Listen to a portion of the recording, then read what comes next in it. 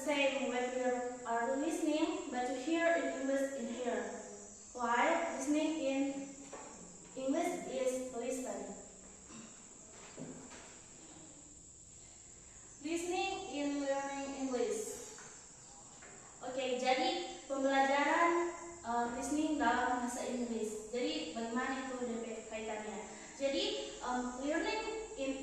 learning English basically learning to listen and listen. In English is not difficult thing. We can use a variety of interesting methods as an effective way to learn it. We can learn to listen and listen is English in fun ways so that our abilities can improve properly and also quickly. Jadi listen ini dari materinya itu kita tidak hanya mendengarkan saja, tapi bagaimana kita menyimak informasi yang kita dengarkan. Jadi apapun yang kita dengarkan itu tidak hanya mentah-mentahan kita mendengarkan saja, tapi bagaimana kita menyimak apa yang kita dengarkan. Jadi informasi yang kita dapatkan itu tidak semua tentang apa yang kita dengar, tapi juga kita bisa menyimak. Oh, DP maksud dari kalimat ini begini, DP maksud ini begini, ya begitu. Jadi dasar juga itu ada yang namanya listening function. Jadi listening function itu can turn out pronunciation skill. Better will be much easier to do and complete structured exercise. The reason is what we often hear and listen to English. So there will be more and more sentences that we can use. Besides that, it can also enrich our vocabulary. It makes it easy for us to tell stories, communicate, and interact with the people around. Jadi listening function ini dia itu memelatih juga orang pronunciation, orang cara pengucapan itu bagaimana. Jadi apakah orang dengan listening ini orang bisa mendapatkan vocabulary lagi atau tidak?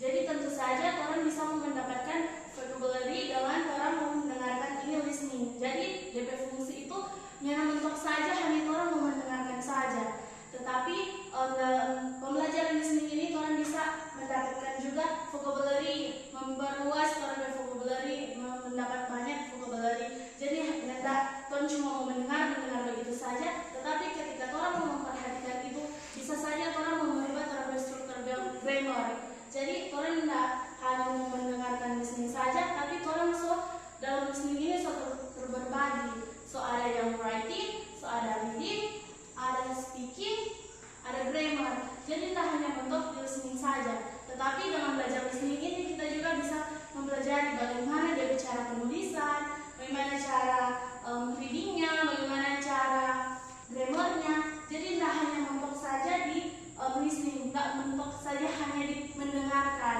Jadi ya begitu. Kita bisa belajar vocabulary, bisa ada reading, writing, ada speaking juga. Jadi next, what is the purpose of listening? Yeah, listening is a process of referring and purpose to give meaning to conversation. So that focus is listening is more on understanding, so that communicate of the message can be conveyed effectively. Jadi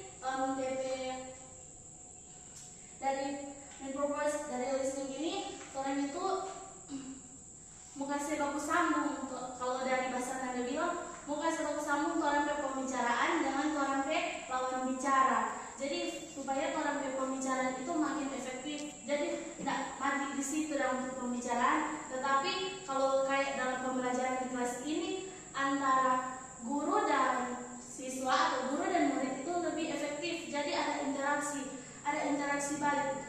Makanya tidak hanya guru saja yang menyampaikan, tetapi juga ada saran dan masukan dari siswa. Ada juga sanggahan, tanggapan dari siswa. Jadi tuh kelas jadi lebih aktif, lebih hidup. Jadi tidak hanya mentok di situ saja. Oke, student, ada pertanyaan? Sampai sini ada pertanyaan? Atau ada tanggapan?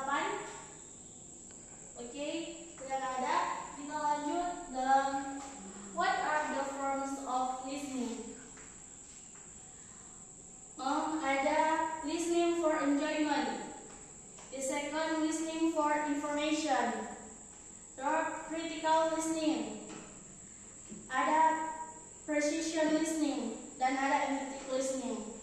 Jadi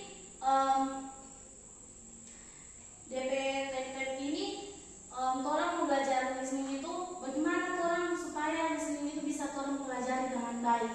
Nah, supaya kita bisa mempelajari listening itu dengan baik, orang itu jangan sama kayak tadi Miss bilang, jangan hanya mentok saja di mendengarkan, tetapi orang juga harus membawa orang ke pendengaran itu dengan enjoy, dengan senang hati. Jadi ketika orang mau belajar listening dengan senang hati, dengan pikiran yang tenang, makanya orang bisa menangkap itu dengan baik. Makanya tadi tidak hanya mendengarkan saja, tetapi juga ada yang menyimak. Jadi tidak mentok-mentok cuma mau mendengar, tapi juga menyimak. Dapat mau menyimpulkan, oh dari yang kita dengar ini dapat kita simpulkan bahwa ini yang dimaksud gitu. Kemudian ada orang mendengar dari informasi-informasi, terus juga ada kritikal, ada precision, ada empathic. Jadi orang bagaimana orang mau menyikapi itu. Jadi orang berpikir dengan kritis bahwa sesuatu yang kita dengar itu enggak mentah-mentahan kita mau dengar. Kayak yang dibilang itu DP istilah sekarang bilang itu hoax. Contoh dan beberapa saran yang harus kalian pahami. And any question, guys? Enough. Now, okay. Thank you for your attention and see you next week. Thank you, ma'am. Bye.